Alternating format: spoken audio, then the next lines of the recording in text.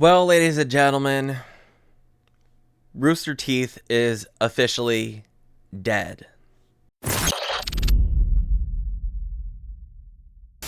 So, welcome to a brand new video, and today we'll be having a discussion about Rooster Teeth. Apparently, they had just made an announcement that they are officially shutting down its entire business, including its YouTube channel, its personal website, but some of its assets are going to be still active, like their podcast, for an example. However, quite a number of their shows, on the other hand, I think they're still working on, while they're looking into some other streaming services to see if anybody would be willing to buy some specific shows up. Like Ruby, for instance, they're waiting to see if any of the anime distributors or streaming services, what have you, that would be willing to buy it or not. And on top of that, there have been massive layoffs, and so many content creators from the platform are now unemployed, and they're looking into find some other places for work. Am I surprised that this is happening?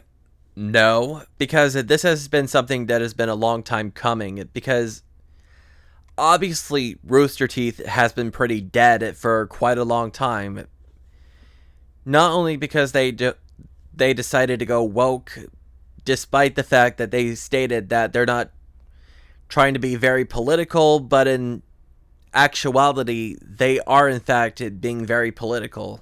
Because from what I heard a while back, they fired one of the co-owners or one of the executives because apparently he was a Trump supporter. And on top of all that, there had been a number of hosts and producers and editors that have been getting quite a number of scandals that have been skyrocketing all over the internet. But again, I'm not surprised that this is happening, but at the same time, I'm a bit disappointed that this is happening. But what else can we say? I mean, this is the ultimate price that a lot of these companies are going to pay if they chose to go about things the wrong way.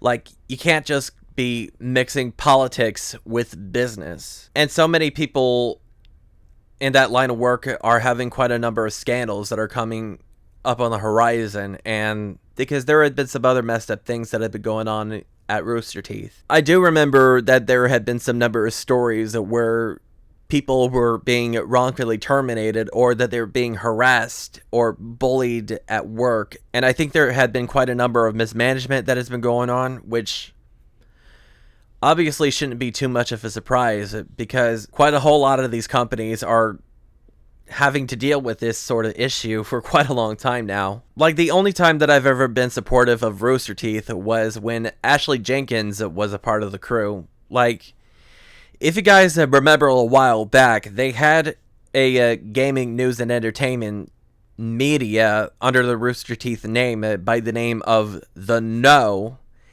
And I was subscribed to that for quite a long time, and then suddenly, when they got quite a few number of copyright strikes, they had decided to terminate that and rebrand that into something else that I can't remember what they changed it to. But overall, The No was pretty much dead, and it happened years ago. And shortly after Ashley Jenkins and Bernie Burns got married, they decided that they should retire from Rooster Teeth and just focus on building a family together, which they ended up having kids together. Pretty much after that, everything else started falling apart. I shouldn't be too disappointed that this is happening, because there's quite some number of people that I just simply could not relate to, or that I couldn't find myself being entertained by. Like, who the heck are these people that they're hiring? Or who the heck are these people that are hosting nowadays?